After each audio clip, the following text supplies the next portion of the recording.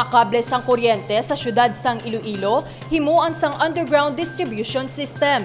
Mayor Jerry Treñas nagalaom nga pinaagi sa proyekto mas mapatahom kag mapasanyog ang syudad sang Iloilo. Kag mga benepisyaryo gikan sa Haro nakabaton sang pedicabs pinaagi sa Dole Livelihood Program. Mas matahom kag matawhay nga palibot ang lauman sa mga pumuluyo sa syudad sang Iloilo. Inimay kaangtanan sa proyekto nga ginaduso sang Iloilo City Government nga maghimo sang underground distribution system sa Calle Real. Sa pagsinapol ni Mayor Jerry Treñas, kaupod ang More Electric and Power Corporation kag Task Force Public Utilities Group of Iloilo, tinutuyo sang sini nga proyekto nga dulaon ang mga nagawayway nga linya sang kuryente, ilabi na ang spaghetti wires. Ara na subong sa More na aprobahan na sang City Council. May amount na involved, igastuhan sang More, and then i-collect man na Japon sa aton sa syudad sa mga consumers, pero amat-amat na. Ang Task Force Alambre kag Task Force Pogi ang padayon man sa pagpanghawan sa mga linya sang kuryente sa palibot sang syudad. Sa karon, padayon sa pagplano kag koordinasyon ang More Power kag Telcos agud ma-finalize ang proyekto kag masugudan na. Ang ini nga proyekto makabulig sa syudad, ilabi pa sa pumuluyo. Agud mapasigurado man ang safety kag makalikaw sa mga aksidente, disgrasya o kung sunog nga tugas ang spaghetti wires o kung delikado nga mga linya sang kuryente. Once ma-finalize na sang More ang design kag ang ilang istorya sa mga telcos. Do ready naman. Ipa-aprobahan pa na sa ERC.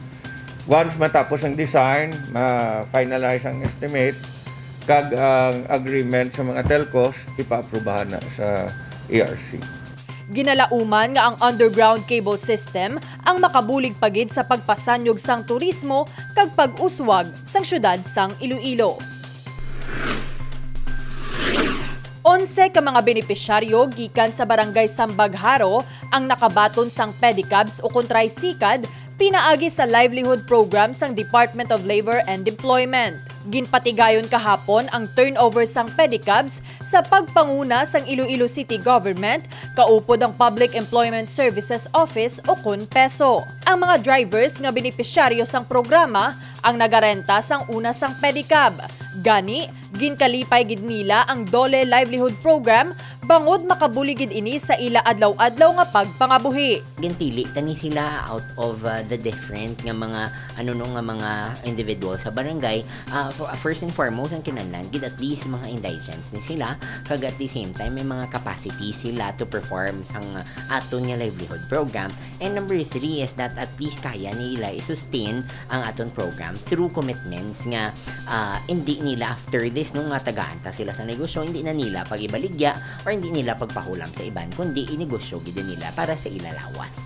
Ang kita gikan sa pagbiyahe sang tricycad ang mahimo nga source ang ila gasto sa sulod sang balay, ilabi na sa pagbakal sang pagkaon. First phase pa lang na sa programa, ang next na naman nga phase is ang livelihood para sa mga nanays naton or ang aton nga mga ang mga nanay sang barangay. Importante tagaanta ni sila negosyo no kay bala mo sila gini ang gabuhi sa barangay. Sila ni mga nanay nga may mga kabataan nga mga first generation pa lang sa college, kag sila ni mga nanay nga do medyo nagsakripisyo gid sa ilang nga pangabuhi kay kinahanglan nila ipaeskwela ila pamilya o kon ipapatagan sa pangabuhian nila pamilya. For those nga interested nga maghatag nga magbulig sa at nga mag-avail sa atong programa, kinahanglan talang gid number 1 is that at least may ara sila NCs or may national certificate sila or may ara sila certificate of completion sa entrepreneurial nga kung ano man ang intrahan nila.